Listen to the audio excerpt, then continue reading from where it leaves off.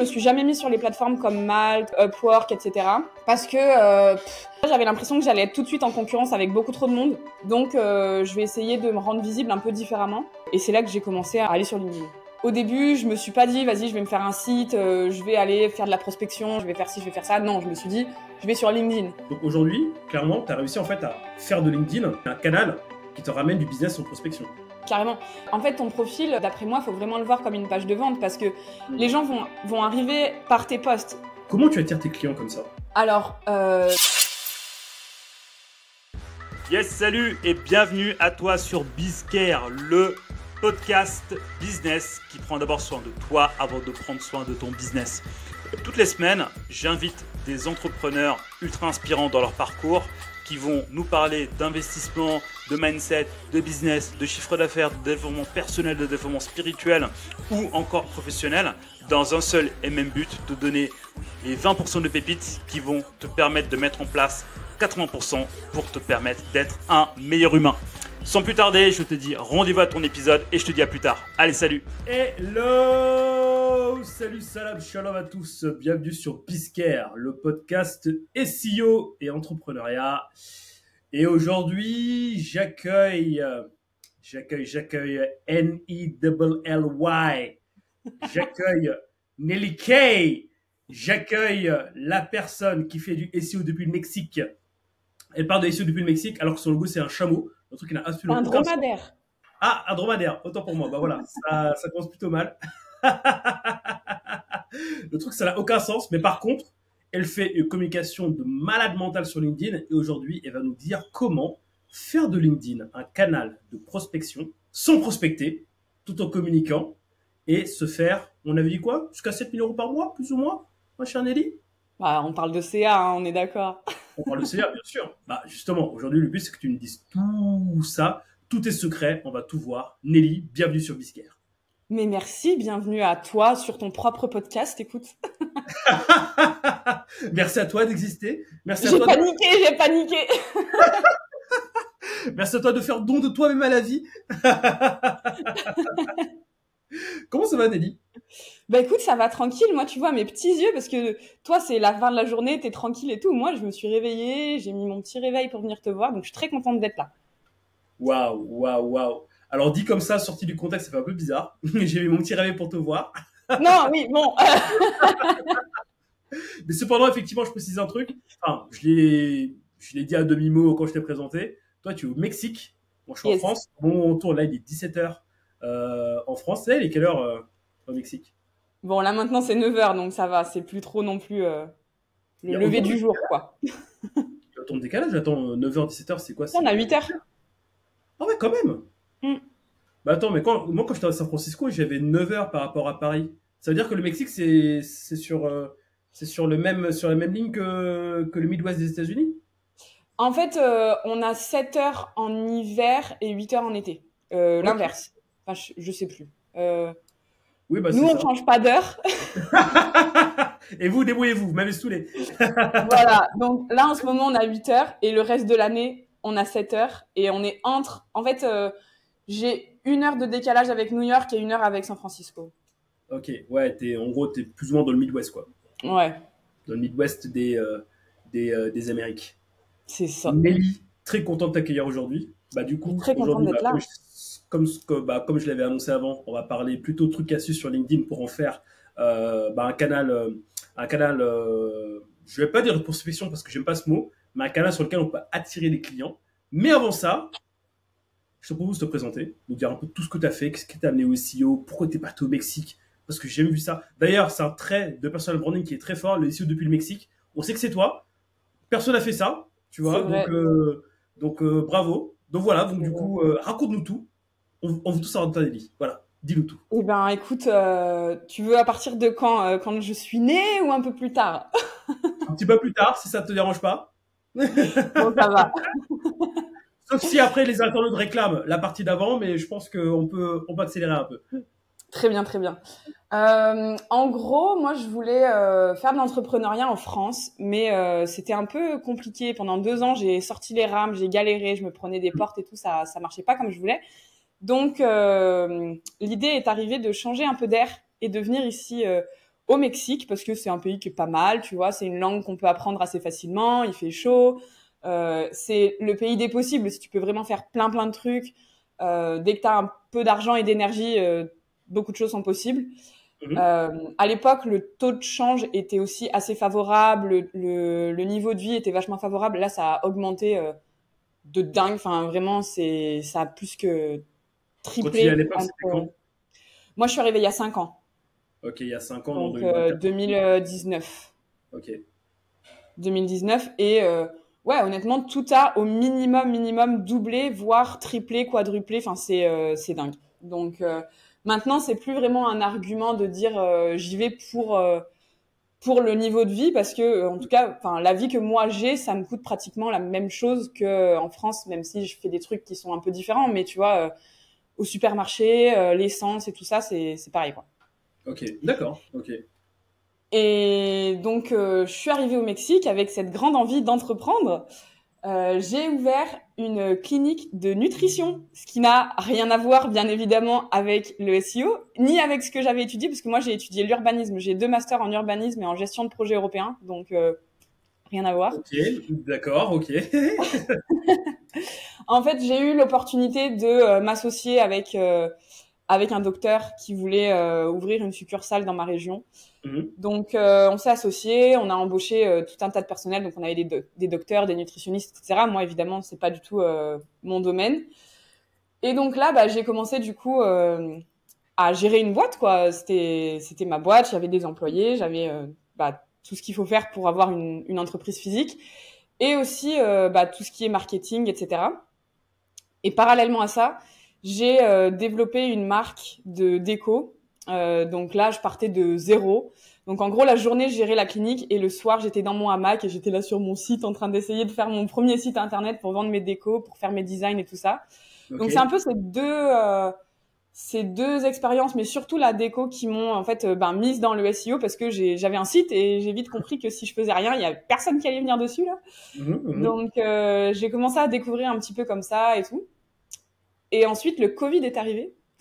Donc très compliqué de faire des envois vers la France pour les décos que j'avais, et les Français étaient mes clients principaux. Pareil pour la clinique, en fait au Mexique on a eu un confinement et une fermeture de tous les commerces pendant très longtemps. Plus qu'en France? Sauf que beaucoup plus longtemps. Par exemple, les restos, ça a fermé pendant pratiquement 1 an et demi, je pense. Ah ouais.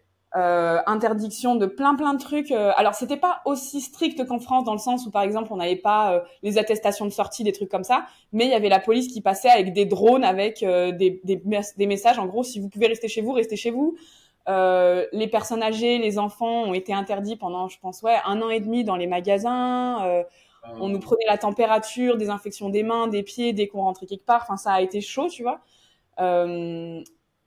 Du coup, on était interdit d'ouvrir les commerces. Mais par contre, on n'avait absolument aucune aide. Donc, si tu veux, moi, j'avais une boutique qui était quand même assez haut de gamme, avec des employés qui coûtent cher, des docteurs, etc. On avait un local dans une des meilleures zones de la ville et tout. Et tout ça, c'est moi qui devais le payer avec mon propre argent, parce qu'on avait ouvert pas très longtemps avant. Donc, la trésor et tout, il n'y en avait pas non plus des tonnes.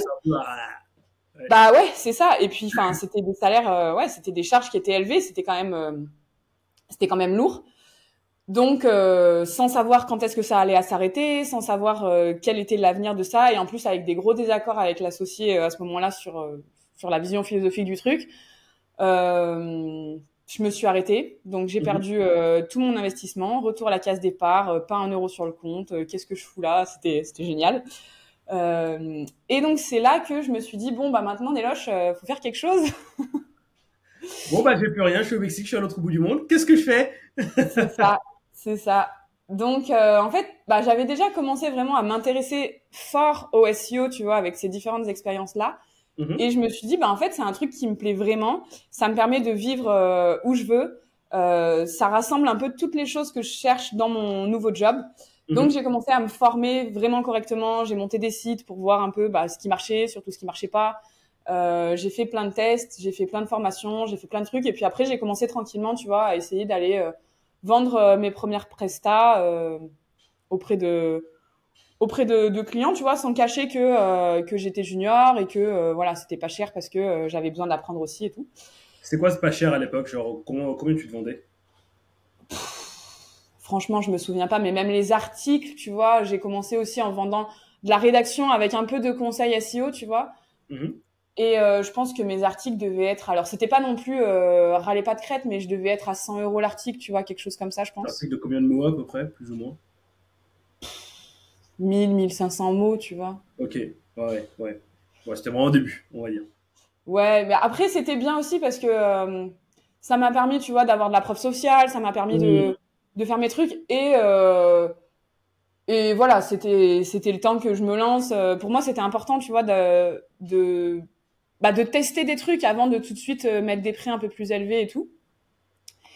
Et ensuite, je me suis dit bon, bah maintenant ça y est, c'est bon, je me sens prête à aller combattre les algos. Euh, comment je fais pour trouver les clients?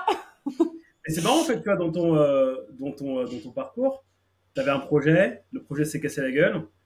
Ensuite, tu t'es raccroché un petit peu, tu vois, par rapport à ton side project qui, de facto, est devenu ton main project, tu vois. Tu as commencé à vendre petit à petit, tu vois.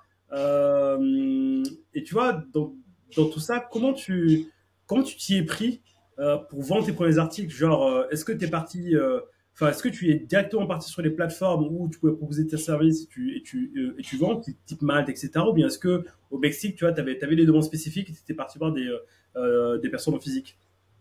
Non, en fait, quand je me suis formée, j'ai fait entre autres une formation longue de rédaction web et dans laquelle on nous proposait des mises en relation, des choses comme ça, où il y avait aussi un groupe Facebook avec des anciens élèves qui proposaient des missions pour lesquelles ils pouvaient pas proposer de prestat ou des choses comme ça. Donc Mhm. moi j'ai commencé comme ça. J'ai commencé aussi à poster sur des groupes, tu vois, des groupes d'entrepreneurs, des choses comme ça. Coucou, j'ai besoin de faire un portfolio. Est-ce qu'il y a des gens qui ont besoin de moi pour gratuit ou pas cher? Tu vois, l'idée c'était au début vraiment de faire des contacts, de voir un petit peu Mhm. ce dont avaient besoin les gens. Par contre, je me suis jamais mise sur les plateformes comme Malte, comme Upwork, etc. Parce que déjà j'avais l'impression que j'allais être tout de suite en concurrence avec beaucoup trop de monde Mhm. et en plus de ça c'était un peu plus compliqué au Mexique parce qu'ils me demandaient beaucoup plus de justificatifs, etc. Ils acceptaient pas le type d'entreprise que j'avais enregistré au Mexique parce que ma boîte est enregistrée au Mexique et il me fallait une société beaucoup plus grosse pour pouvoir m'enregistrer sur Malte et tout.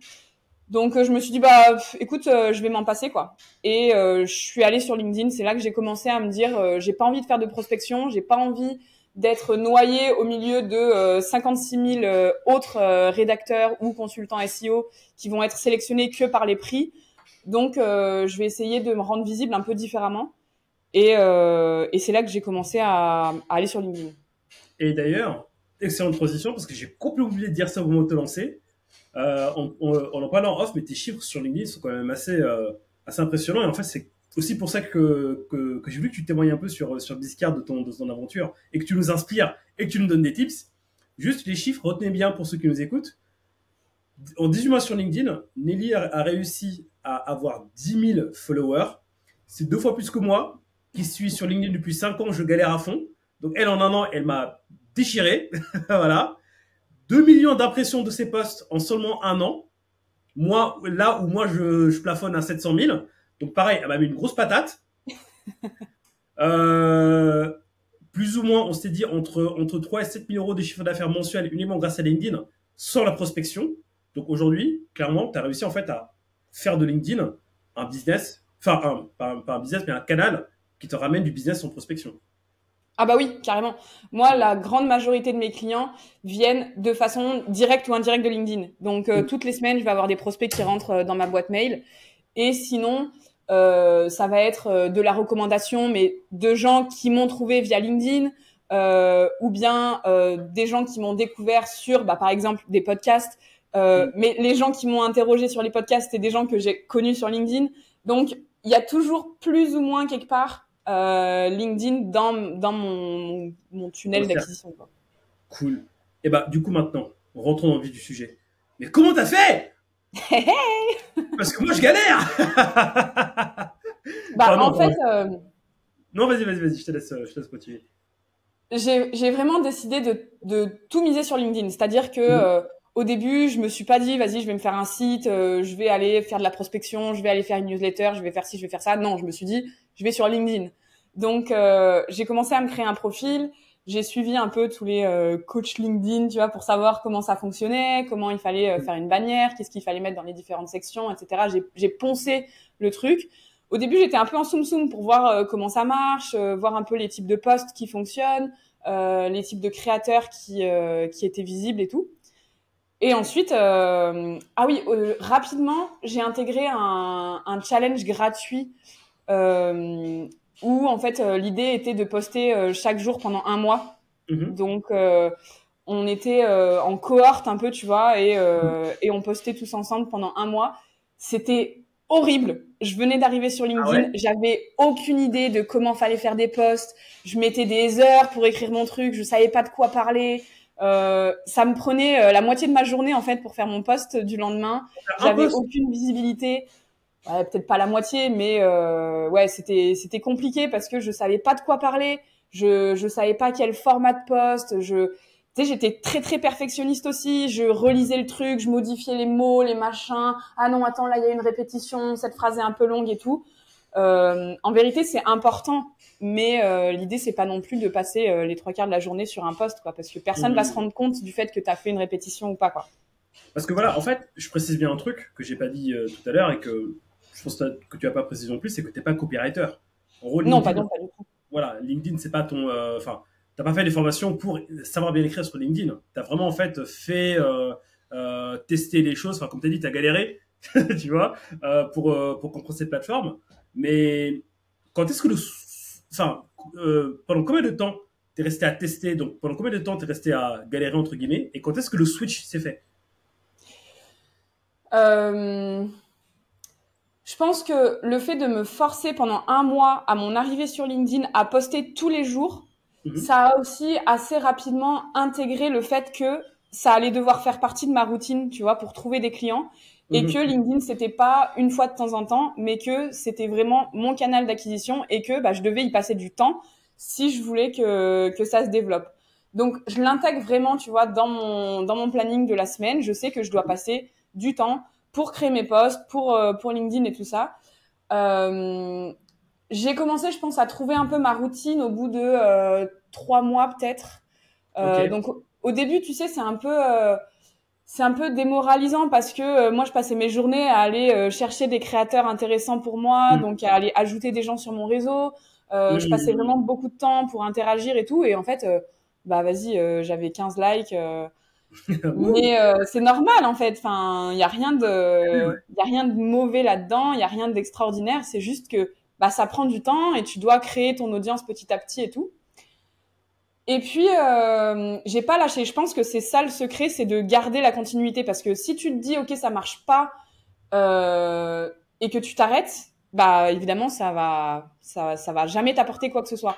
L'idée que enfin, je pense que ce qu'il faut garder en tête, c'est de tester, voir s'il y a des formats qui marchent mieux que d'autres, voir Mhm. s'il y a des heures qui marchent mieux que d'autres, des types d'interactions, etc.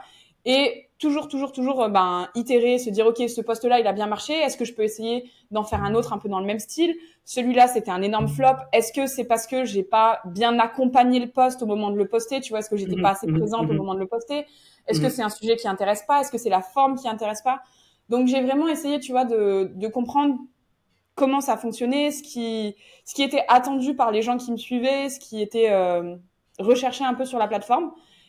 Et après, régularité, à fond. Je pense que c'était vraiment ça qui m'a permis d'avoir l'audience que j'ai aujourd'hui. Mais tu sais, enfin déjà, merci pour ce partage d'expérience parce que là, ce qui revient surtout dans ce que tu dis, c'est tester régularité. Tu vois, c'est les Ouais. deux mots que je le plus souvent. Et d'ailleurs, je vais grave aller dans ton sens parce que moi, en fait, moi, j'ai tout testé sur LinkedIn aussi, comme toi. Et au début, j'ai bien passé un bon mois à tester, à faire des trucs, et rien ne fonctionnait, ça m'a découragé. Je me suis dit, écoute, le temps que j'investis sur LinkedIn, je peux l'investir chez les clients, vas-y, flemme. Tu vois. Mm. Et du coup, j'ai laissé tomber un moment. Puis après, en fin d'année dernière, donc fin 2023, début 2024, je me suis mis à challenge, je me suis auto-challengé, je me suis dit, vas-y, pendant 90 jours, je vais poster tous les jours, 3 mois.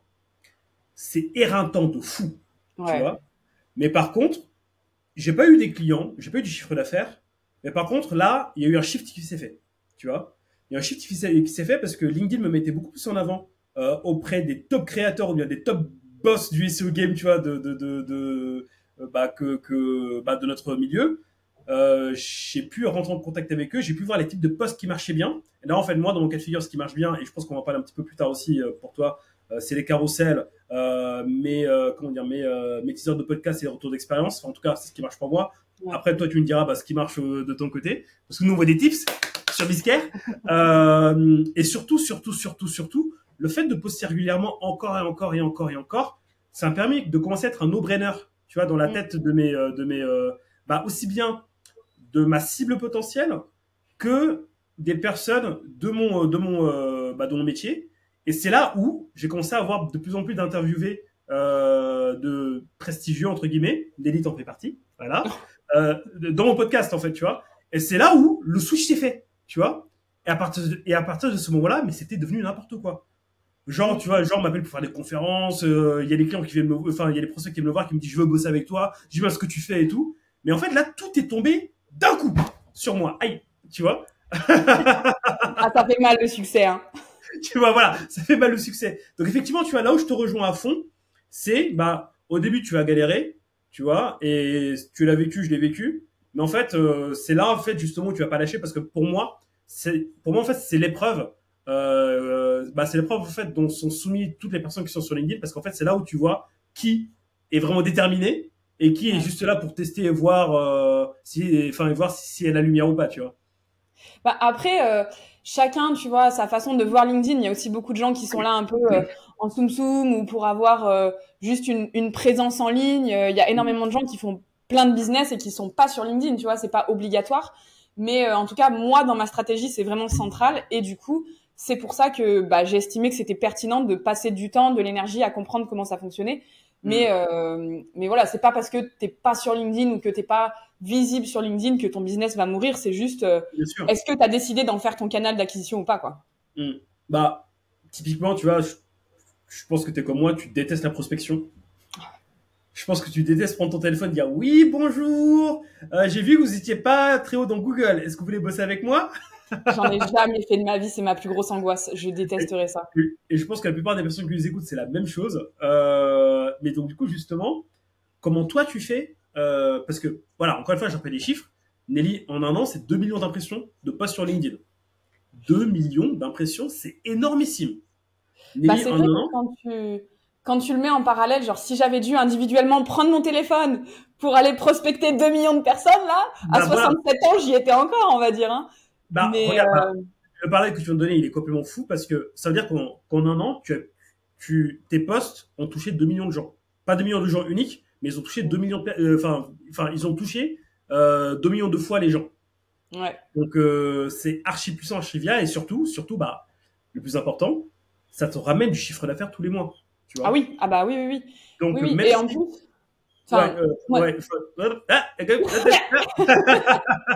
vas-y. Voilà, même si notre but ici, c'est pas de se dire on va faire de 20 000 € par mois, puis après on va aller à Dubaï, mais au moins tu as une activité en fait de freelance qui tourne bien uniquement grâce à LinkedIn, tu vois. Ouais. J'ai fini, c'est à toi. Non, en fait, ce que je voulais dire, c'est que c'est vraiment, je pense qu'on en parle tout le temps, partout, mais c'est les effets composés, tu vois. Le fait que au début, j'avais un petit peu, et puis finalement, ces quelques personnes qui ont commencé à me suivre m'ont permis de toucher d'autres personnes, qui te permettent de toucher d'autres personnes, et ça fait boule de neige. Et finalement, oui, j'ai des posts qui sont partis viraux, mais j'ai jamais fait de post. Je crois mon post le plus viral, il fait à peine 100 000 impressions, ce qui est pas mal, tu vois. Mais sinon, les autres, ils vont être entre 30, 50, 60, ceux qui percent, tu vois. Mais j'ai jamais fait de post méga viral, etc. Donc vraiment, les 2 millions d'impressions, c'est juste la régularité, le fait d'être là tous les jours et tous les jours de venir poster mon truc. Il y a des fois où j'ai des posts qui font 3000, 4000 impressions. Par rapport à mon nombre d'abonnés, c'est pas énorme, tu vois. Mais c'est pas grave parce que moi, c'est pas ma métrique en fait, le nombre d'impressions que je fais. Ce qui va m'intéresser, c'est est-ce que j'ai apporté des choses aux gens, est-ce que je rentre dans la tête des gens et est-ce qu'on me contacte derrière, tu vois. C'est vraiment ça qui va venir driver. Est-ce que je suis sur la bonne voie ou pas.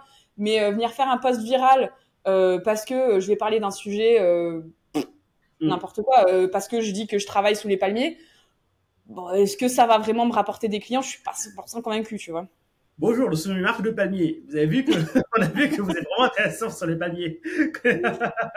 Non, mais tu vois, même par rapport au fait des posts qui fonctionnent bien pour moi, eh ben, il y a beaucoup de coachs et de gens qui sont vraiment spécialisés sur LinkedIn qui vont te dire fais des posts tofu. Des posts très grand public pour avoir plus de visibilité, pour te faire connaître, etc. Et ensuite, tu feras des posts plus bottom of funnel, ton expertise et tout pour convertir. Et ben moi, c'est l'inverse. Quand je parle de ma vie, les gens, mais ils s'en foutent complètement. Mais d'ailleurs, tu vois, mais juste, retiens bien ce que tu allais dire après, hein, tu vois, mais je voulais juste ajouter un truc là-dessus. Ça, c'est les techniques américaines qui ne fonctionnent pas nécessairement sur le marché français. Aux States, les posts où tu parles de ta vie fonctionnent hyper méga bien. Et malheureusement, tu vois, malheureusement, je sais pas trop, mais la plupart en fait des coachs LinkedIn qu'on peut trouver, ils copie-collent les techniques sans prendre nécessairement en compte les composants du marché. Donc en fait, moi je suis comme toi, à un moment, j'ai fait plein de posts où il y avait ma tête, je racontais ma vie, ouais, à 15 ans, gna gna gna, ouais, à 18 ans, gna gna gna, ouais, gna gna gna. Les gens ils se sont battés la race, mais c'était un truc de ouf. Mais à partir du moment où j'ai commencé à donner des tips, tu vois, parce qu'en fait, voilà, le public français aime bien le gratuit, aime bien les petits tips. À partir du moment où j'ai commencé là, là, je suis devenu une référence. C'est ça. Ouais. Bah, en fait, je pense que ça dépend énormément de ton marché, de plein de trucs. Il y a des gens pour qui les posts storytelling, ça marche de ouf. Moi, tu vois, au début, je me suis dit, vas-y, ça va intéresser les gens, le fait que je vive au Mexique, que j'ai une vie qui est peut-être un petit peu différente des standards desquels on a l'habitude. Et en fait, pas tant que ça, quoi. Alors, je continue d'en faire de temps en temps parce que ça me permet aussi d'expliquer un peu la façon dont moi je vois mon business et d'attirer des clients qui me correspondent, tu vois. Mais honnêtement, je les fais pas du tout dans un objectif de me rapporter de la visibilité parce que mes posts qui fonctionnent le mieux, c'est vraiment des posts d'expertise. C'est les infographies. Dès que je fais une infographie, ça marche très très bien. Et les carousels. Mais tu vois, encore une fois, tous les lundis, je fais un carrousel qui vient expliquer les nouveautés du SEO. Attends. Nelly, quels sont les posts qui fonctionnent bien chez toi? Alors, Bisquet. Oui, bonjour. Ton podcast. Bonjour, je suis un podcast, enchanté. Alors, je la refais. Alors, Nelly, quels sont les posts qui fonctionnent bien?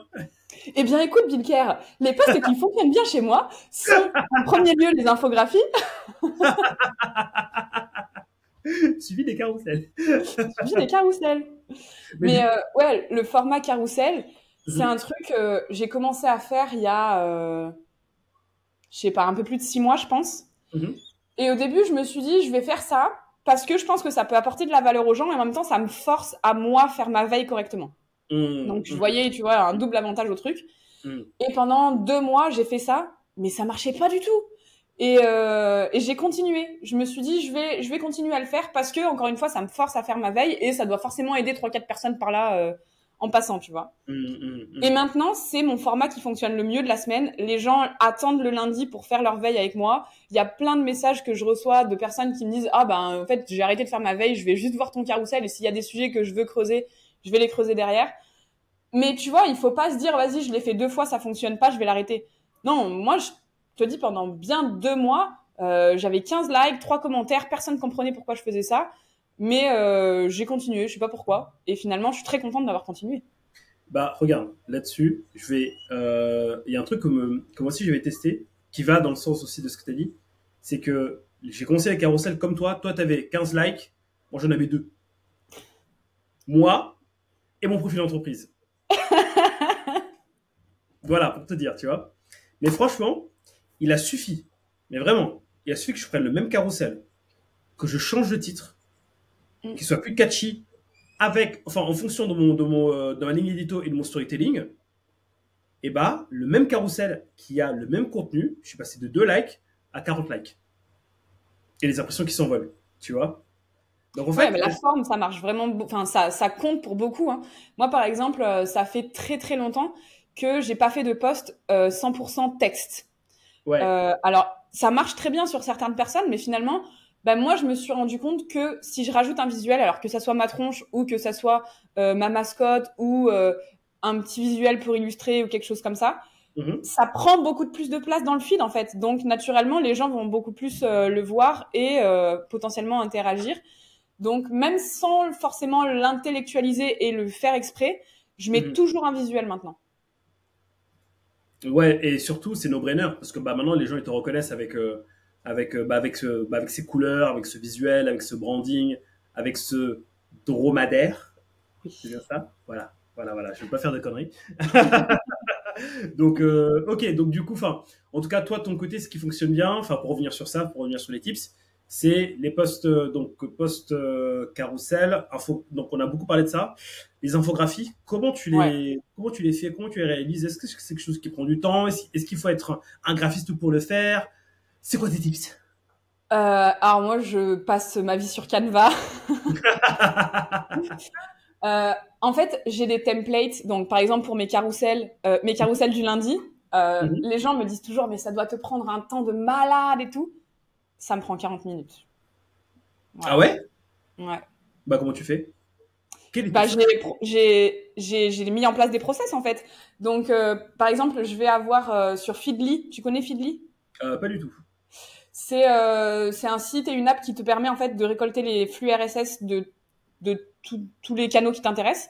Ok. Donc, tu peux venir trier tous les nouveaux articles, etc. Donc, en fait, moi, j'ai un Feedly qui est organisé avec tous mes trucs SEO Mhm. et toutes les nouveautés. Donc, dessus, je vais avoir Abondance, je vais avoir Search Engine Journal, je vais avoir Roundtable, etc. Et en fait, au moment de créer mon carrousel la fin de semaine, je vais ouvrir Mhm. Feedly et là, j'ai tous les articles qui parlent de ce qui s'est passé dans la semaine. Donc, je vais venir regarder ce qui est intéressant pour moi. J'ai un petit plugin qui vient me résumer l'article. Ça vient me Mhm. confirmer que, ok, c'est intéressant, que je peux en parler en quelques mots. Je lis l'article, j'extrais ce qui est pertinent et en fait, je le mets dans mon template de carrousel qui est déjà tout fait. Putain, magnifique. Feedly, donc Donc, feed comme manger, F2EDLY. oui, oui. Ok, d'accord. Bah écoute, alors pépite. Voilà, après les carousels, pour faire des infographies, un template. Oula, je me trompe peut-être. Non, Feedly. pour faire le contenu du carrousel en 40 minutes, un petit Feedly, vous prenez toutes les informations donc de vos principaux flux d'informations, vous prenez ce qui vous intéresse, vous extrayez dans le template de votre carrousel, bim bam boum, envoyez c'est pesé. Sachant qu'à chaque fois, c'est le même template que tu utilises. Euh, donc du coup, ouais, en fait, c'est juste les informations qui changent. Ouais, exactement. En fait, Mm. j'ai exactement le même template. Donc après, tout est normalisé, tu vois, sur Canva, tout est aligné, machin. Et moi, je viens juste le remplir avec les nouveautés de la semaine. Mais finalement, tout ce qui va être la déco Mhm. du carrousel, c'est déjà fait en fait. Donc c'est très rapide. Et même mon carrousel, pour chaque nouveauté, je vais avoir une première page avec le titre, une Mhm. image et quelques mots sur la nouveauté. Et ensuite, une deuxième page où je viens expliquer un petit peu plus en détail de quoi il s'agit. Mais même pour l'illustration qui vient parler de la nouveauté, ben en fait, j'ai une banque d'images parce que ça va toujours être des trucs sur Google News, Google Maps, Yandex, Bing, etc. En fait, j'ai des images d'illustration que je viens rebalancer d'une semaine sur l'autre et tout le monde s'en fout que je réutilise les mêmes illustrations. Alors, je tiens juste à préciser que Nelly, ce qu'elle fait, faut pas faire copier-coller de manière bête et méchante. Parce que Nelly, c'est son truc à elle. Voilà. Donc, vous pouvez tester, mais vous n'avez peut-être, oula, je suis bugué, peut-être pas les mêmes résultats qu'elle. En fait, l'idée qu'on veut surtout transmettre dans ce que Nelly dit et dans ce que je dis aussi, c'est un carrossel, ça fonctionne. Sélectionnez le format qui vous convient en fonction de votre niche, en fonction aussi de comment vous vous positionnez. Et après, répétez l'expérience encore et encore. Toi, en fait, c'est les actus de la semaine. Moi, ce que j'aime bien faire, si ça peut être un tip supplémentaire, moi, je me base sur mes 11 ans d'expérience pour toutes les semaines donner en fait un tips basé sur l'expérience que j'ai eue avec des centaines et des centaines de clients avec lesquels j'ai bossé. Et boum, ça marche et ça fonctionne. Et je pense que sur LinkedIn, ce qui fonctionne bien, enfin, tu me corriges si je me trompe, Nelly, c'est le fait qu'en fonction de ton positionnement, en fonction de comment tu te présentes, que tu fasses du contenu en fonction de qui t'es. Et peut-être qu'en fait, là, ça fait plus match pour qu'on puisse mieux t'identifier et pour que ton contenu soit beaucoup plus pertinent. Ouais, exactement. Et puis tu vois, là on est en train de parler du format carrousel avec les nouveautés, mais il y a beaucoup par exemple de graphistes qui vont faire des je viens rebrander le profil de telle personne ou telle personne. Ça c'est pareil, ça peut être templatisé, tu vois. Tu vas venir prendre un créateur et lui refaire sa bannière, lui refaire sa tagline, etc. T'as pas besoin de refaire tout le travail depuis le départ. Tu te fais un template et ensuite à chaque fois que tu viens proposer ce format-là, bah tu viens l'inclure dans ton template de base. Ça peut être le cas pour des études de cas, justement. Ça peut être, en fait, tout peut être templatisé. Du moment que tu fais quelque chose plus de 2 fois, ça veut dire que tu as intérêt à faire un template. Donc, tout est templatisé, moi, dans ma vie, que ça soit pour le SEO, pour LinkedIn, pour tout. Dès que je sais que c'est quelque chose que je vais refaire, bah, ok, la première fois, je vais prendre du temps pour venir faire mon modèle. Mais par contre, mes modèles, après, ils sont carrés et ça me fait gagner un temps de fou, quoi. Ah bah ça, je ne peux que le valider. Je peux que le valider. Mais du coup, maintenant, comment, parce que je pense que c'est aussi la question que pas mal d'internautes se posent, comment tu attires tes clients comme ça? Donc, ok, c'est bien de faire des posts et tout, mais comment on passe du post à quelqu'un qui te contacte en te disant, bah, Nelly, j'aime bien ce que tu fais, on bosse ensemble. Alors, tu vois, il y a beaucoup de gens qui disent qu'ils vont souvent convertir sur des posts qui font pas beaucoup de vues, mais qui vont recevoir beaucoup de messages derrière. Moi, j'ai beaucoup de mal à venir corréler le post avec la prise de contact de la personne. Parce que bah, déjà, je poste 5 à 6 fois par semaine, donc des fois, les gens vont pas voir le post le jour même et ils vont peut-être me contacter un mercredi pour un post que moi, j'ai posté le lundi, mais que eux ont vu à ce moment-là. Donc, comment est-ce que je fais pour, mettre en relation les deux choses? Moi, j'arrive pas vraiment à savoir quels posts vont précisément me rapporter des clients. Par contre, je sais que pratiquement quotidiennement, j'ai des demandes de contact et au moins une fois par semaine, j'ai un prospect qualifié qui arrive dans ma boîte mail ou sur ma messagerie LinkedIn. Et en général, c'est des gens qui me suivent déjà depuis un certain temps, tu vois, et qui vont me dire que je leur ai apporté de la valeur. Il y a beaucoup de gens qui me remercient pour le contenu que je propose, pour ma newsletter, etc. Donc moi, bah, ça me fait plaisir de ouf, tu vois, parce que c'est pour ça que je le fais, en fait. C'est pas pour la fame ou quoi, c'est vraiment pour pouvoir aider les gens. Donc ça me fait vraiment plaisir quand on me dit que bah, ça a servi. Et ouais, en général, les gens qui me contactent, c'est des gens qui ont déjà vu passer plusieurs posts, qui ont déjà un petit peu compris la façon dont je fonctionnais, mon univers et tout.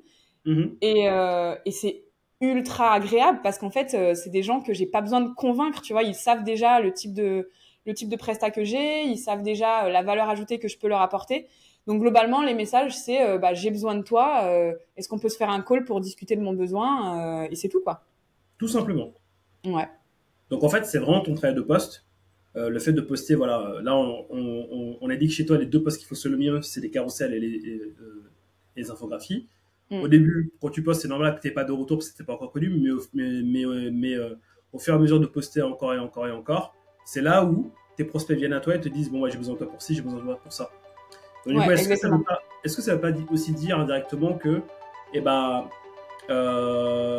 ton post, enfin tes posts vont aussi de pair avec un profil qui est bien optimisé? Oui, c'est moi, désolé, je me permets de t'interrompre juste 2 petites secondes pour te dire que si tu aimes l'épisode, n'hésite pas à t'abonner à la chaîne YouTube, à nous mettre un petit like ou à nous mettre 5 étoiles sur la plateforme de podcast de ton choix. Sans plus tarder, je te remets à ton épisode. À tout de suite. Oui, en fait, ton profil, d'après moi, il faut vraiment le voir comme une page de vente parce que les gens vont arriver par tes posts. Tes posts vont passer sur leur feed et tout. Mais ensuite, s'ils veulent en savoir plus sur toi, ils vont forcément cliquer sur ton profil. Et là, si sur ton profil, ils comprennent pas ce que tu fais, que ta proposition de valeur n'est pas claire, etc., bah, ils vont passer au suivant. En fait, ils ont pas le temps de faire l'effort de comprendre ce que tu proposes et tout. Donc, oui, pour moi, c'est l'étape numéro 1. C'est de venir optimiser ton profil comme une page de vente. Il faut que ta bannière soit claire, il faut que ta photo de profil soit identifiable, il faut que ta tagline et ta proposition de valeur soient claires. Ensuite, si tu es en mode créateur, tu sais, tu peux rajouter un lien personnalisé. Donc ça, c'est super intéressant aussi. Tu peux rajouter toujours en mode créateur une sélection où tu peux avoir plusieurs posts qui sont mis en avant. Donc soit c'est des posts LinkedIn que tu veux mettre en avant, soit c'est des liens personnalisés, tu vois. Donc par exemple, moi, ma sélection de 3 posts, tu peux en mettre plus, mais après tu dois faire défiler. Donc c'est un peu moins pertinent, je trouve. Et de mon côté, je suis venue uniformiser graphiquement ces 3 posts-là avec toujours ma mascotte, avec le même type de typo, etc. Et je renvoie à la fois vers ma newsletter, vers mon e-book et vers ma formation à venir. Donc, c'est ce vers quoi je veux que les gens aillent, en fait. Moi, ce que je te propose maintenant, c'est que tu nous montres ton profil et que tu me dises quoi faire. Ok, vas-y. Parce que nous, on aime bien le concret ici. Alors, ceux qui nous écoutent, passez sur YouTube, abonnez-vous sur YouTube et regardez comment Nelly va vous donner une masterclass pour que votre profil soit un aimant à client. Alors, je dis pas que mon profil est parfait. Il y a forcément des trucs à améliorer, etc. Mais en tout cas, c'est la façon dont moi je l'ai fait. Écoute, ton profil ramène un petit peu moins de 100 000 euros par an. Donc, ça fonctionne. Bah oui. Bah oui. C'est vrai. Alors, attends. Donc du coup, si je reprends un peu tout ce que tu as dit en attendant que tu ouvres que tu proposes ton profil. Donc si je devais reprendre les choses en mode 20-80, au début, tu postes, tu bides au début, c'est normal, faut que tu aies posté. Être régulier, donc régularité au début. Donc toi, tu t'étais mis un challenge pendant 1 mois, mais moi je recommande un petit peu plus. Enfin moi j'ai même bossé sur des cycles de 90 jours, mais dites-vous que vous ne faites pas ça pour la fame. Vous faites ça en fait pour nourrir l'algorithme de LinkedIn et pour vous aussi vous prendre la main. Puis exactement. après, faut que ça devienne une habitude en fait. Et surtout pour installer une habitude, moi je sais que c'est tous les matins avant que je commence à taffer, je fais mon post puis après je suis bien. Et puis après, les infographies ça fonctionne bien, les carousels ça fonctionne bien. Puis après, après tu auras d'autres types de posts après, mais déjà avec ça, on est déjà pas mal en mode Pareto, en mode 20-80. Exactement, et Pareto, on sait que t'aimes ça. Ah, j'adore ça. Deuxième prénom, Lucas Pareto. Du coup, voilà, on a accès à l'écran de Nelly, au profil de LinkedIn. Donc voilà, donc là-dedans, qu'est-ce qui fait qu'aujourd'hui, qu'est-ce que tu nous conseilles d'optimiser un petit peu plus pour avoir un profil attrayant et pour avoir des personnes qui nous appellent un peu comme toi? Alors tu vois, moi j'ai un branding qui est assez fort. J'ai ma mascotte, même là tu la vois derrière moi, je la mets un peu partout, etc. Donc je suis très reconnaissable par rapport à ça. Donc je vais la foutre partout. Après j'ai mes couleurs aussi qui sont assez reconnaissables. Mon branding il va vachement différencier. Enfin il est très oh là là. Mon branding il est très différenciant par rapport aux autres consultants SEO. Qu'on a l'habitude de voir parce que ça va être beaucoup plus sur des datas, sur des trucs un peu plus bruts, analytics et tout. Moi, je suis en mode, vas-y, j'ai mis un dromadaire en mode cartoon et des couleurs pastel. C'est pas ce à quoi on pense immédiatement quand on pense au SEO où on pense data, analytics, chiffres bruts et tout, tu vois. Mais d'ailleurs, tu vois, juste sur ça, je me permets juste d'apporter une petite Vas-y. En fait, je coupe beaucoup la parole aujourd'hui. Je suis vraiment un mauvais hôte aujourd'hui. Bon, bref. Parce qu'en fait, je suis passionné par tout ça. Mais en fait, le SEO, là où je pense qu'il y a une grosse opportunité pour toutes les personnes qui rentrent sur le marché, c'est que, en fait, aujourd'hui, c'est vu comme un métier chiant. C'est vu comme un métier où c'est des chiffres, c'est pas funky.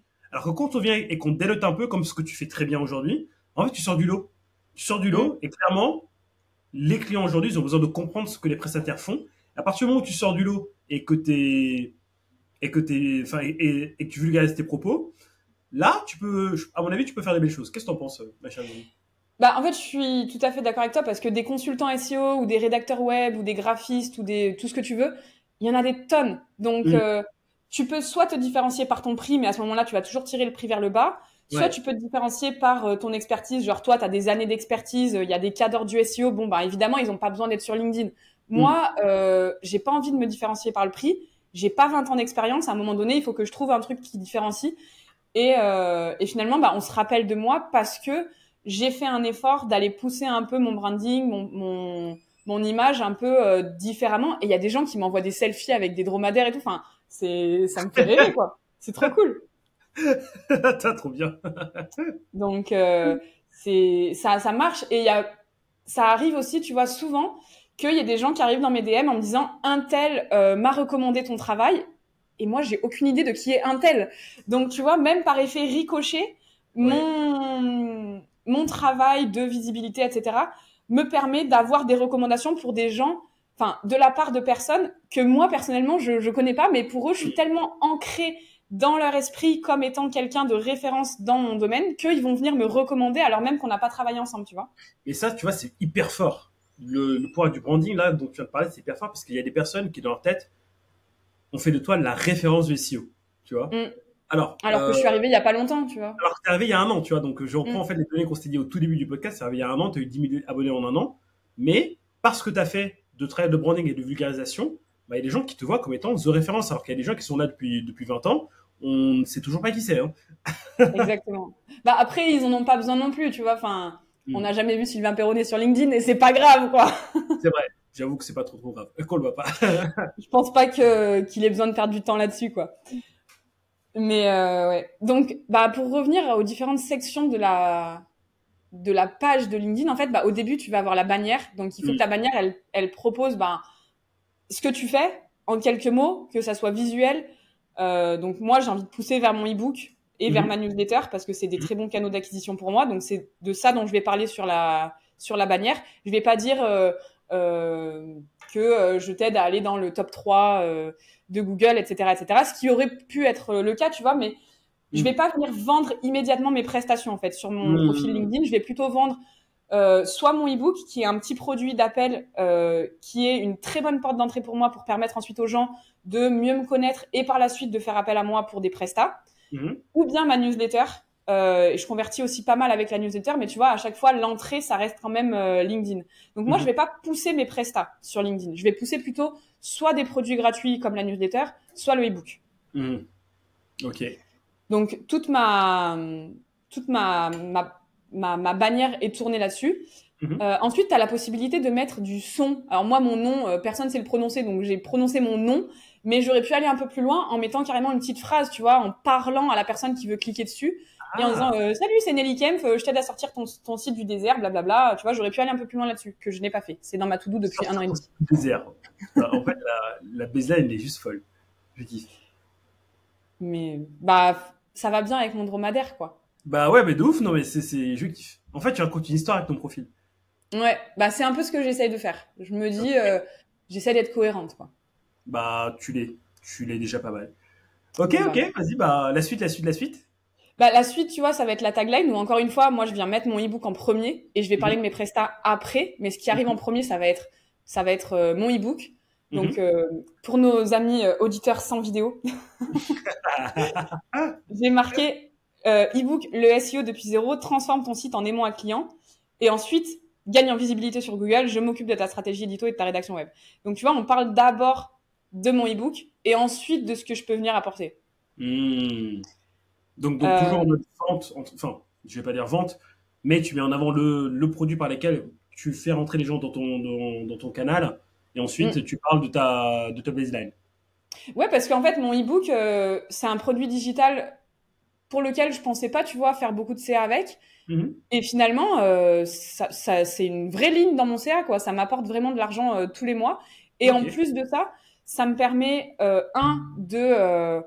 de mieux expliquer à des personnes qui sont débutantes ce que peut faire le SEO. Mais la plupart du temps, c'est des gens qui n'y connaissent rien et qui donc soit vont le mettre en place pour leur site parce que c'est des petits sites, soit qui veulent comprendre un petit peu les bases du SEO pour ensuite faire appel à des prestataires.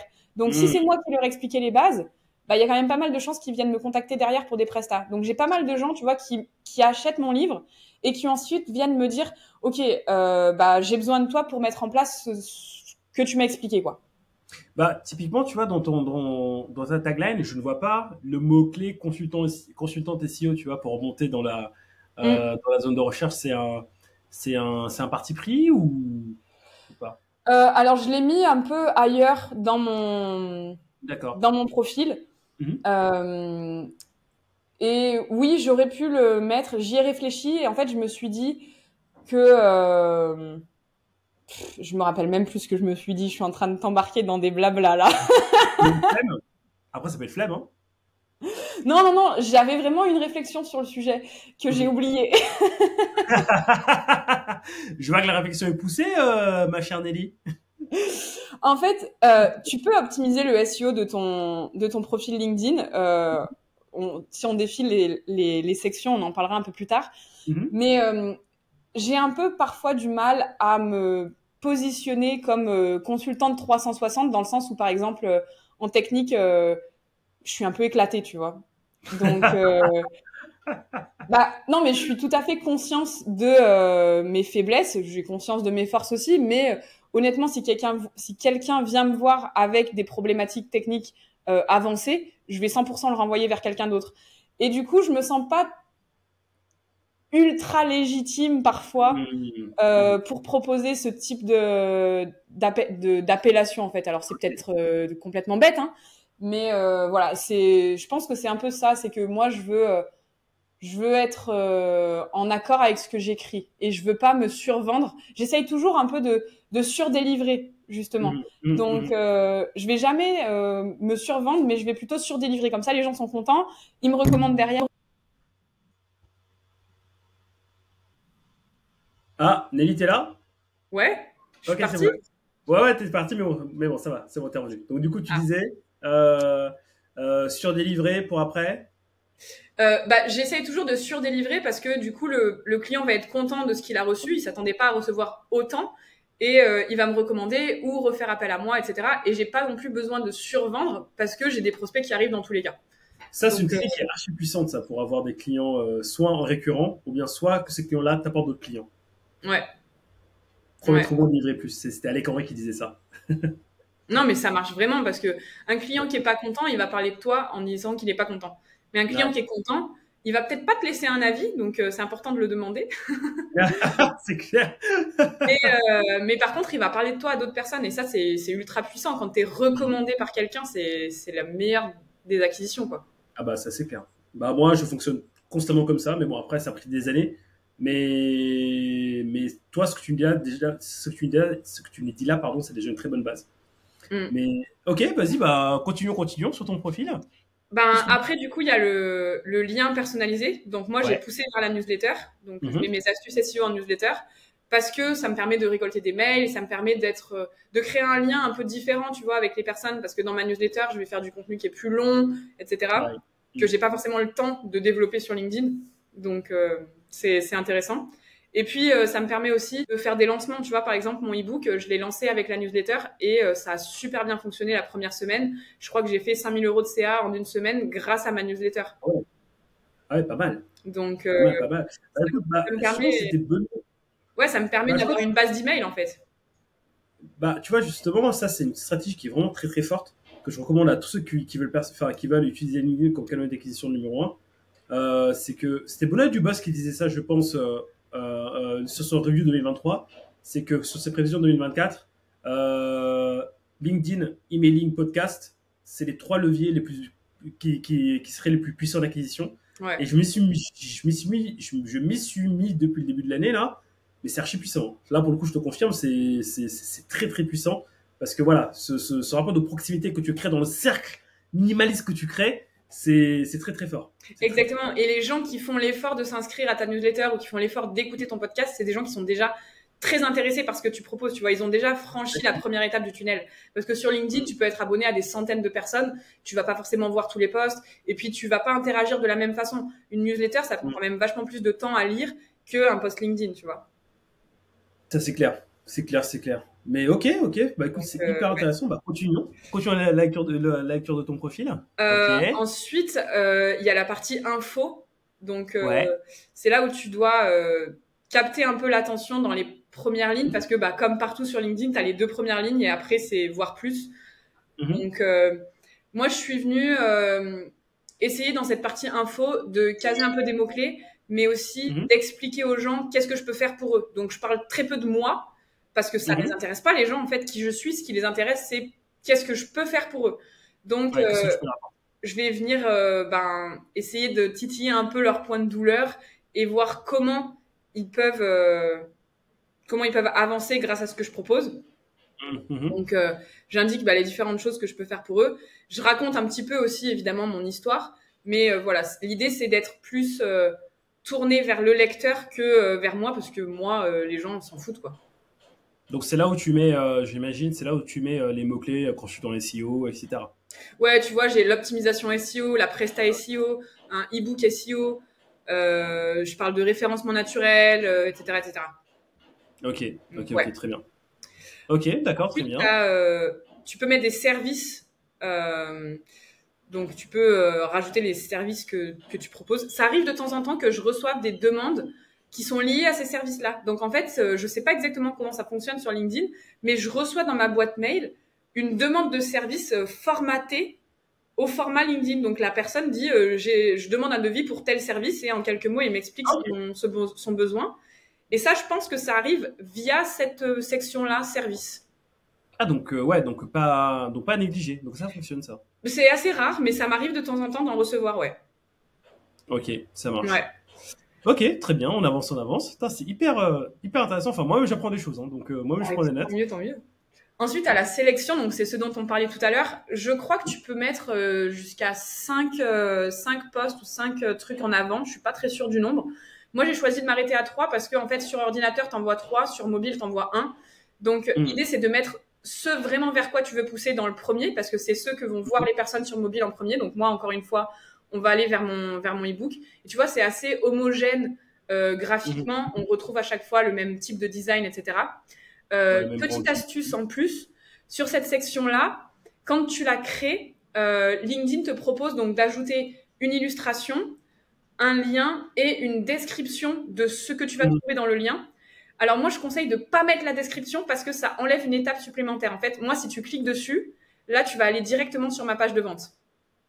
Alors que si tu rajoutes une description, ça va te mettre une étape supplémentaire qui va te mettre la description en avant. Et ensuite, tu dois cliquer sur le lien pour avoir la page de vente. Donc la description, on s'en fout. Tu ne mets pas et ça t'envoie directement vers le lien. C'est clair ou pas? Ah, ok, bah merci, bah ouais, c'est archi clair. Hein. Donc voilà, dans cette section-là, tu peux aussi mettre des posts qui ont bien fonctionné, tu vois, pour mettre un peu de preuve sociale. Si tu as un post qui a explosé ou quoi, tu peux le mettre ici aussi. Moi, c'est là où j'ai mis mon post, le SEO est mort. Bah voilà, tu vois, exactement. Ok, d'accord, ok, ça marche, ok, très bien. Exactement. Et ensuite, bah, t'as les posts. Alors là, tu vois que mes derniers posts, c'est une catastrophe, ça floppe de ouf. Aujourd'hui, c'est un jour férié aussi, donc il n'y a pas beaucoup de monde qui est présent sur LinkedIn.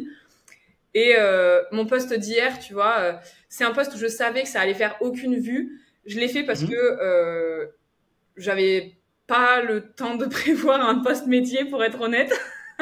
Bah, au moins c'est honnête. Et, au moins c'est honnête. Bah oui, je vais pas te mentir. Hein.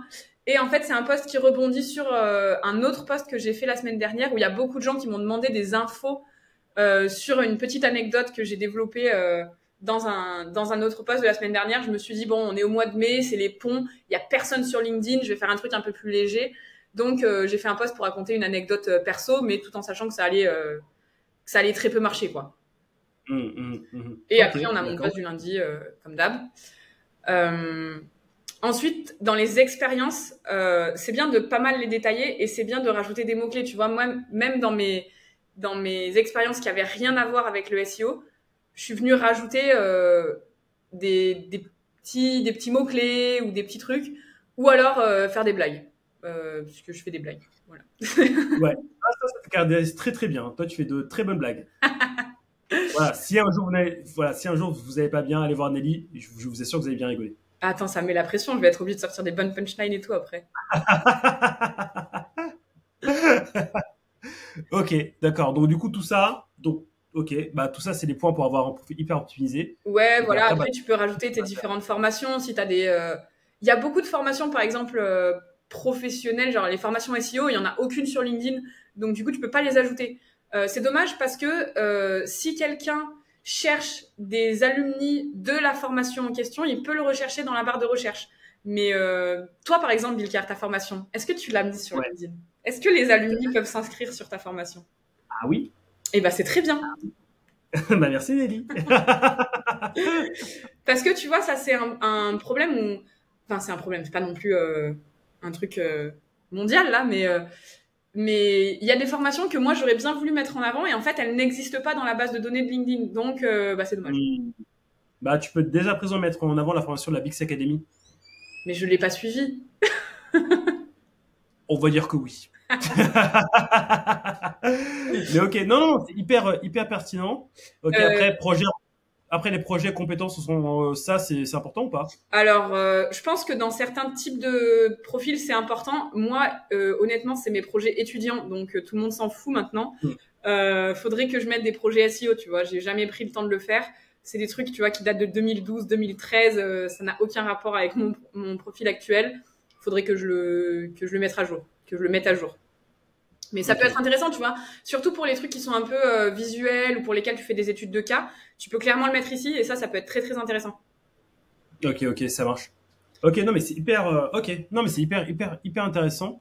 Et après, forcément, les recommandations, là, pour le coup, faut vraiment aller demander aux clients de nous en laisser encore. Ouais, exactement. T'as les compétences aussi et tu peux te faire recommander des compétences. Donc moi, ça m'arrive de temps en temps d'avoir une notif X, t'as recommandé sur telle compétence. Oh, bah, c'est sympa, merci. Merci. Ça, c'est pas mal. Et quand c'est quelqu'un qui est compétent dans le domaine, je crois que c'est écrit genre X t'a recommandé et cette personne est reconnue dans le domaine pour lequel elle t'a recommandé. Je sais plus comment. En fait, c'est un peu comme du SEO, quoi. Donc, plus t'as un backlink qui est gros et plus tu pèses dans le game. Ouais, exactement. C'est ça. Et après, bah les recommandations, ouais, faut les demander tout le temps, quoi. Et d'ailleurs, moi, j'ai un petit tips pour les recommandations. Donc, moi, déjà, mes clients, je leur demande à chaque fois une recommandation à la fin. Et quand je suis en call prospect, même si je signe pas avec le client, avec le prospect, pour lui, comment dire, pour rentabiliser le temps que j'ai passé avec lui, parce que maintenant, un prospect avec qui tu passes du temps et qui ne signe pas, c'est quand même du temps perdu. À chaque fois, je lui demande, mets-moi une reco, s'il te plaît. Ouais, t'as raison.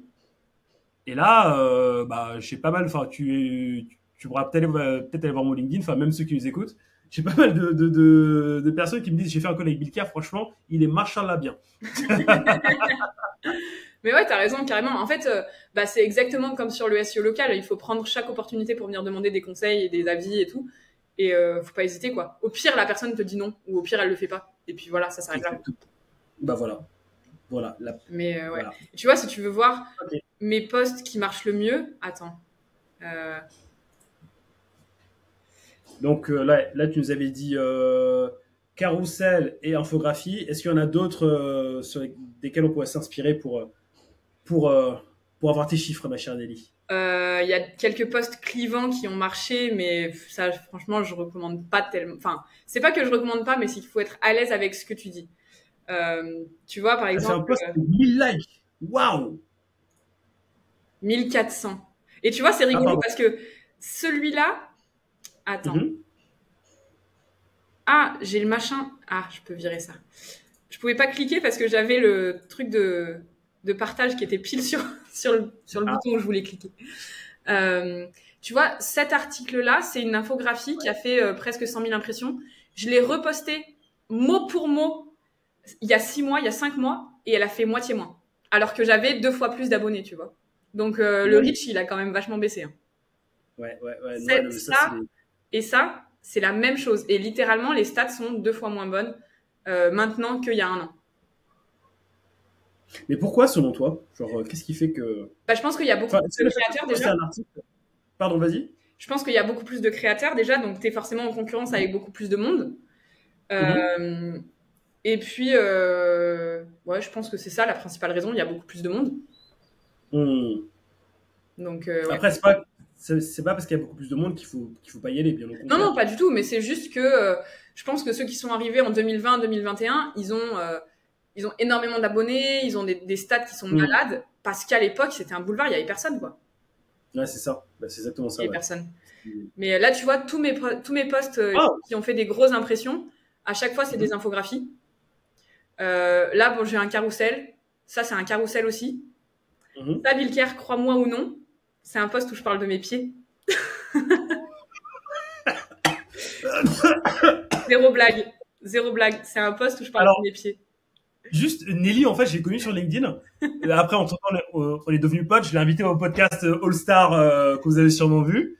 Et Nelly, voilà, on échange souvent ensemble en off. Et très souvent, elle me parle de ses pieds. Je sais pas pourquoi c'est devenu beaucoup trop présent dans ma vie de parler de mes pieds à cause de Donc, vous, ouais, là. bah voilà, bah écoute, je pense qu'il y a un business à faire. Moi, je dis ça, je dis rien, tu vois. Je sais pas, refais ton branding, le chameau, vire-le, mets un pied à la place, mais un truc à faire, Nelly. Mais ouais, regarde, c'est un post où je racontais que j'avais reçu des DM de foot fétiche. Et j'ai fait Waouh, 40 000 impressions avec ça.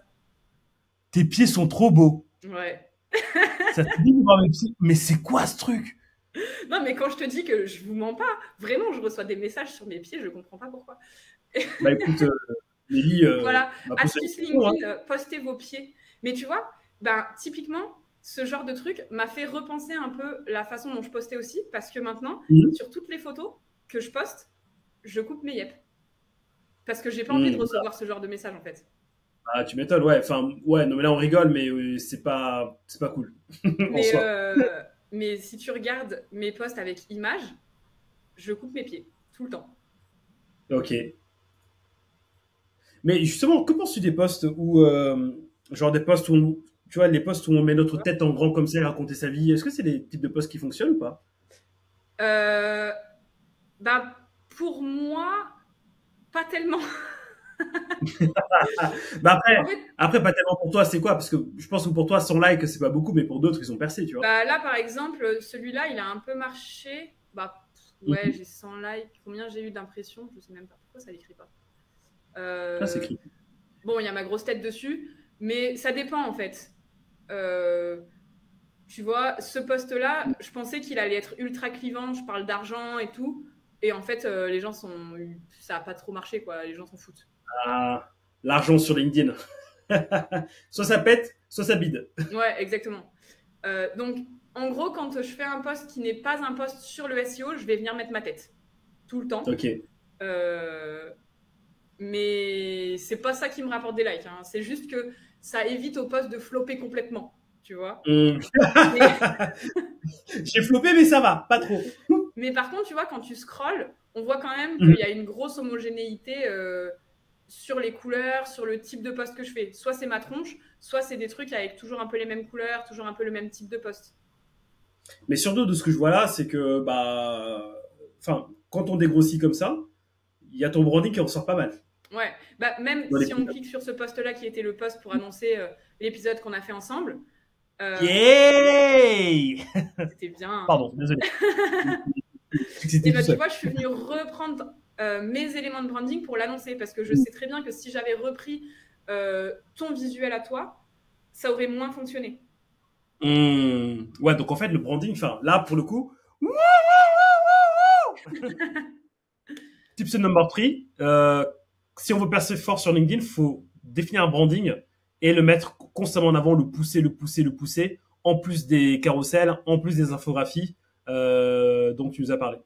Bah, en fait, ça permet vraiment d'être reconnaissable et les gens, quand ils scrollent direct, ils s'arrêtent en sachant que c'est un post à moi. Alors, ceux qui m'aiment pas, ils continuent de scroller et ceux qui m'aiment bien, ils se disent ah, c'est un post de Nelly, je vais voir ce qu'elle a raconté, tu vois. Ça permet vraiment d'identifier en un clin d'œil que c'est un post à moi.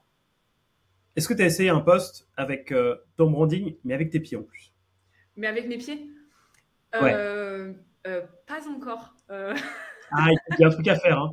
Il y a un truc à faire, Nelly. Je dis ça, je dis rien. Il y a un truc à faire. Pas encore. Écoute, j'y pense. Bah écoute, top. Franchement, Nelly, franchement, merci beaucoup. En fait, si je devais résumer tout ce qu'on s'est dit, euh, déjà, je reprends un peu tes chiffres. Nelly Kempf, c'est 18 mois sur LinkedIn, donc au moment où on tourne aujourd'hui. 2 millions d'impressions en un an, donc si je prends les 18 mois, ça fait quoi? Ça fait peut-être 2,5 millions. Je sais pas parce que je crois pas qu'on ait la possibilité de voir sur tout le Non, on peut pas voir. du truc. Non, Mais, en fait, j'ai juste en fait. C'est tout. Hein. mais bah, au début, j'étais un peu éclatée, hein, donc je faisais pas tant d'impressions que ça. Mais c'est pas parce que je faisais pas beaucoup d'impressions que ça m'a pas empêché d'avoir déjà des super collabs. Par exemple, SEMrush est venu me contacter alors que j'avais 2000 abonnés, tu vois, j'étais pas très visible sur le réseau. Par contre, je pense ils ont vu que j'avais ma patte, que j'avais une singularité. Donc c'est pas parce que t'as pas des tonnes d'abonnés que t'as pas de la valeur ajoutée et que tu peux pas faire des trucs cool, quoi. Enfin, ça je pense que c'est important aussi de le noter. Le nombre d'abonnés ne vient pas définir ta valeur, pas du tout, quoi. Le nombre d'abonnés ne vient pas définir ta valeur. C'est beau, hein. Allez hop là, ça va partir en titre de podcast. Non mais ouais, enfin en gros, enfin Euh, du coup, j'ai perdu le fil de ce que je disais. Ouais, donc en gros, pour résumer tout ce qu'on s'est dit, postez beaucoup. Non, on va reprendre depuis le début. Avoir un branding, déterminer un branding, Ouais. déterminer un positionnement, poster beaucoup. Au début, on s'en fout de faire des likes ou quoi, mais c'est juste nourrir LinkedIn.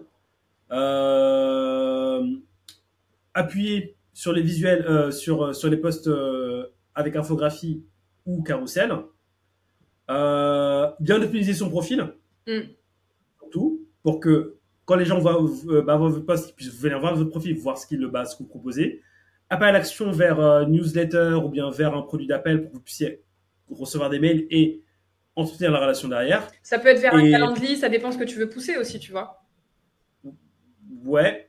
J'ai déjà essayé le calendrier, mais je trouve que tout le monde le fait. Alors que moi, je trouve que sur LinkedIn, après, c'est que mon avis. D'ailleurs, ce serait intéressant d'avoir ton avis là-dessus. Si tu montres juste pas de blanche en mode je suis là pour une communauté, je suis là pour t'apporter de la valeur, les gens ils te font confiance, puis après, tu peux vendre quelque chose, mais pas tout de suite, mais un petit peu plus tard, tu vois. Et au contraire, quand les gens sont vraiment intéressés pour bosser avec toi maintenant, tu leur dis, bah, viens sur mon DM et on discute, et après, je vais te donner mon calendrier sur le DM. Oui, je suis d'accord. Moi, j'ai jamais mis mon calendrier parce que déjà, j'ai pas envie d'avoir des rendez-vous qui pop dans mon agenda sans les maîtriser. Ouais. Mais par contre, je pense que c'est aussi important. Ça, c'est quelque chose que je fais mal. C'est de venir pousser quand même un petit peu ce pourquoi tu es là. Parce que finalement, on va pas se mentir, t'es pas sur LinkedIn parce que tu as du temps à perdre. Tu es quand même là parce que tu as des choses à vendre. Que ça soit des prestats, que ça soit pour te rendre plus crédible, que ça soit pour venir trouver des invités de podcast. Enfin, tu as toujours un objectif final sur LinkedIn ou sur n'importe quel canal d'acquisition. Et par exemple, je sais qu'avec mon livre, par exemple, je pourrais faire plus de CA encore. Mais c'est juste que j'en parle pas.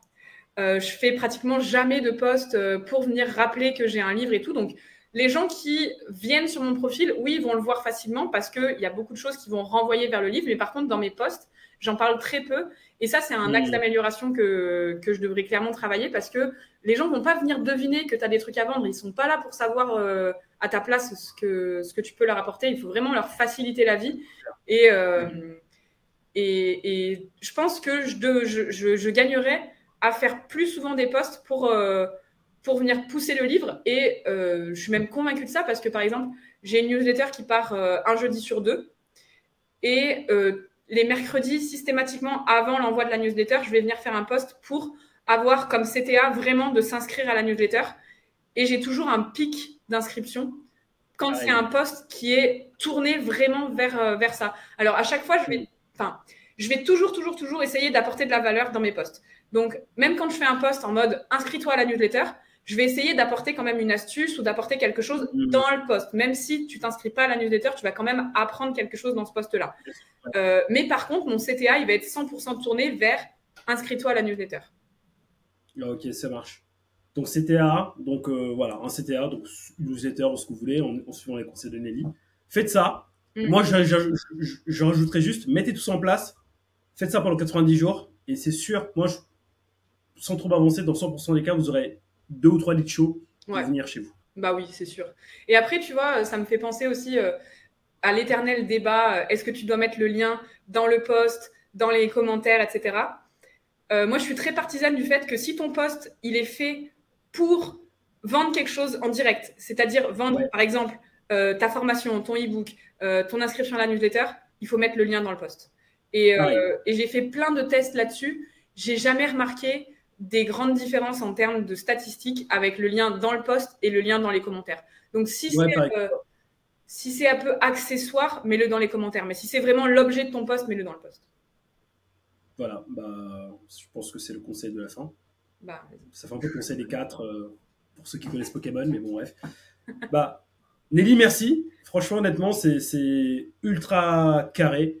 Tu as donné masse tips, mais moi, j'ai appris des choses alors que je convertis pas mal sur LinkedIn. Merci beaucoup. Écoute, avec plaisir. J'ai l'impression de m'être convertie en coach LinkedIn, tu sais. Voilà. Ce sera catalogué coach LinkedIn sur Bizcare. Je vais rajouter une presta. Qu'est-ce qu'on peut te souhaiter, Nelly?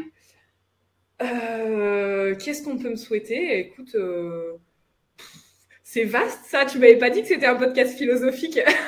Mais moi, je veux plus de bonheur dans ma vie. Ouais, non, on peut me souhaiter de continuer à m'éclater dans mon business, de continuer à développer plein d'axes. Ce que j'aime en fait dans mon quotidien, c'est qu'il est très varié. Je fais plein de choses différentes et ça, j'adore. Donc, de continuer comme ça. Et voilà. Et ben, je te souhaite tout ça. Et ben, je te remercie. Je sais de t'éclater encore et à mon avis, je commence à un peu te connaître et je vois ton travail. Et je pense que ça, c'est que le début de choses plus grandes que tu vas faire plus tard. Bah écoute, j'espère, on verra. J'ai plein d'idées en tout cas. Bah écoute, je te souhaite que tout se concrétise pour le mieux pour toi. Merci. Je te souhaite. Nelly, bah merci beaucoup. Bah moi, écoute, moi je continue mon petit peu. C'est le petit instant Care Love, tu sais. Voilà, tout ça. Regarde, je t'envoie des cœurs virtuels. Ouais, mais oh, trop bien ce truc. Putain, bah, je montrerai après ça la prochaine fois. Nelly, franchement, merci pour tous tes tips. À très bientôt. Ouais. Et ben écoute, bonne journée à toi. Merci encore de m'avoir reçu sur Biscare. J'ai trop hâte. Je sais pas de quoi j'ai hâte. J'ai hâte que l'épisode sorte, j'ai hâte d'avoir les retours et tout. Non, c'était très cool. Merci beaucoup. Bah, je pense que merci à toi. Bah, à très bientôt, Nelly. Yes. Allez, salut, ciao. Salut.